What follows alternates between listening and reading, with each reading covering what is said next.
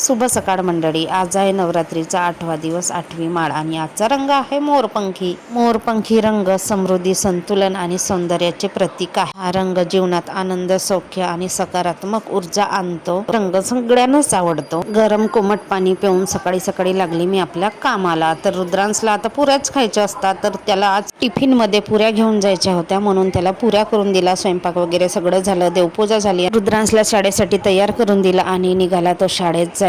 तर आज जरा शांत शांत आहे रुद्रांश. त्याची झोप नाही झाली रात्री भरपूर उशिरापर्यंत.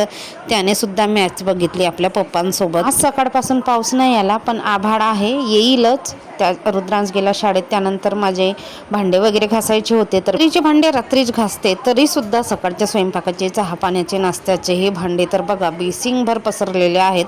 आणि थोडेच भांडे होते, त्यामुळे मी बेसिंगमध्येच घासून घेतले. तसं तर पाऊस आला तर बाहेर भांडे घासायला जमत नाही, त्याच्यामुळे मग मी बेसिंगमध्येच घासते. आणि भांडे घासताना आपण घातला तर समोर पोटाच्या भागातून माणूस भिजत नाही.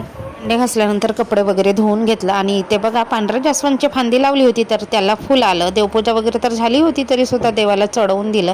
आणि आज पावट्याची भाजी बनवून दिली, म्हणजे पोपटीची. तिची भाजी मला आवडत नाही आणि रुद्रांशच्या पप्पाला आवडते, आणि माझा उपवास होता म्हणून मुद्दामून त्यांना ही भाजी करून दिली.